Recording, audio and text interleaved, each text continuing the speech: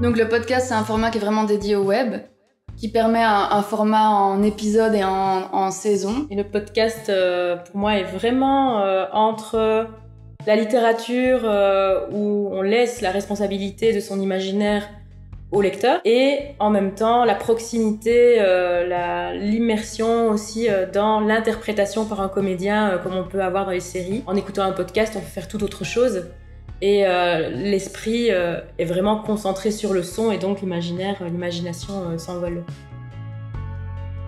Dans le monde anglo-saxon, les fictions podcasts ont un succès phénoménal. Pour le moment, c'est une niche en Europe, mais il y a vraiment quelque chose à développer, quoi.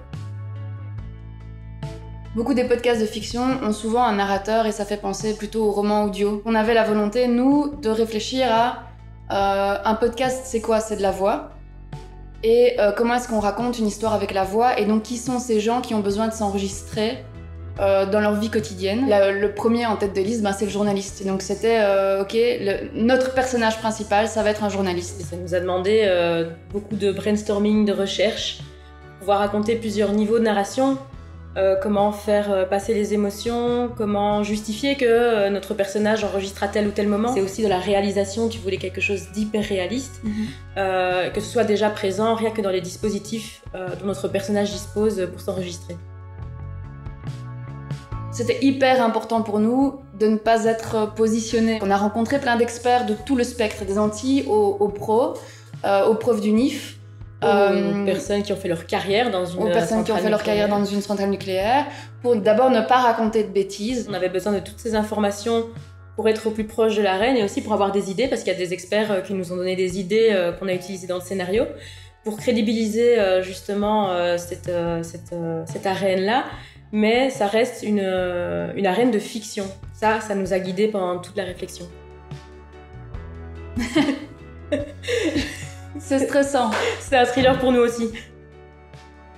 On s'est donné la liberté, enfin moi je l'ai mise assez vite, de dire ce qu'on écrit est un canevas, je vais le modifier avec les comédiens au moment même et ils vont pouvoir le dire comme ils ont envie de le dire. L'improviser. Voilà, donc ce qui doit être juste, ce sont les enjeux, les émotions. Ce sont les émotions, ce sont les rapports entre les personnages, ce sont les objectifs. Mais pour le reste, ne nous prenons pas la tête. On était parti sur l'idée du secret. En fait, tout dans ce podcast parle du secret. Tout le monde a quelque chose à cacher.